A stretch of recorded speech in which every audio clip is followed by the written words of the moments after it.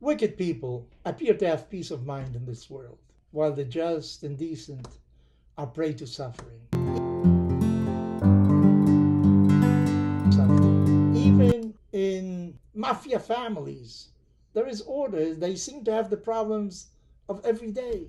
These days, The Sopranos, a series about such a family, is back in fashion. The Sopranos shows that the mafia has a family that faces similar problems to the rest of society. Well, in the Bible, we find that the third patriarch, Jacob, when he reached a certain age, he wanted to spend the rest of his days in peace, in tranquility, after all the problems he had to face with his brother Esau. The moment when he stole, really, the blessing that was really of his older brother, he disguised himself and presented himself in front of his father and deceived his father, really. Well, his father-in-law in turn deceived him also, placing the eldest daughter, Leah, in his matrimonial bed.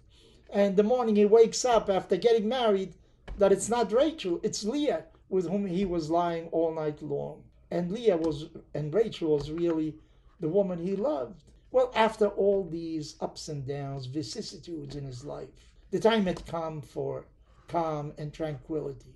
But then is when a severe problem occurs between the brothers that ended up in the sale of Joseph, one of them, into Egyptian slavery.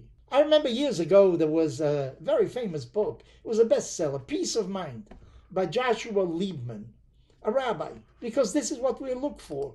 We want to be at peace with ourselves. But look at the world today. Suddenly, there are many unknowns and uncertainties that appear on the horizon.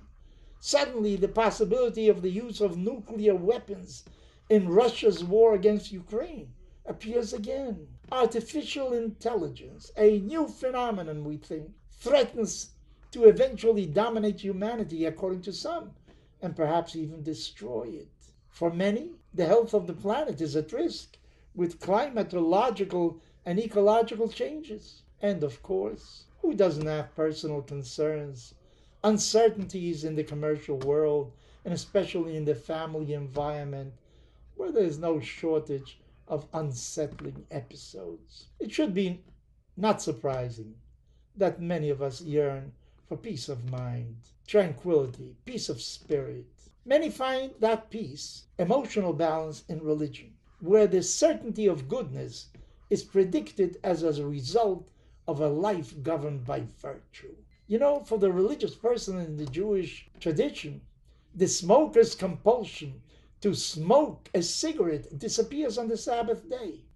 Even the Sabbath day itself serves as a balm of tranquility, the feeling of security, of being surrounded, the warmth of being surrounded by family members. But my revered teacher, Rabbi Soloveitchik, on the other hand, he used to say that faith produces unease, because faith is not constant.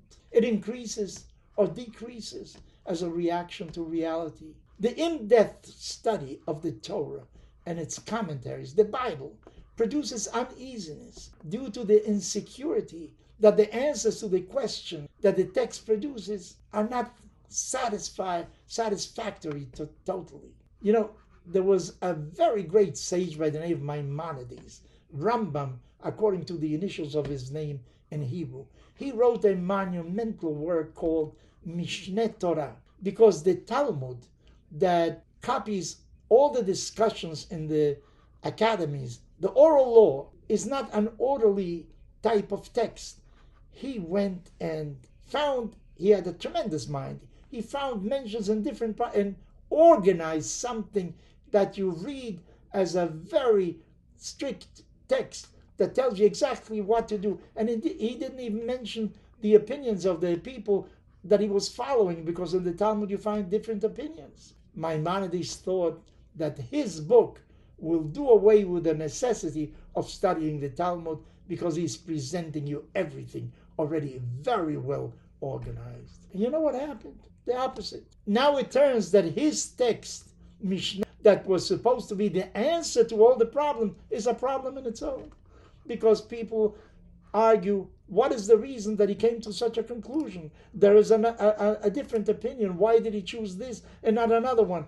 Instead of bringing about certainty, he brought about uncertainty. Maybe the lack of solutions, precise solutions, is not in the menu of scholars.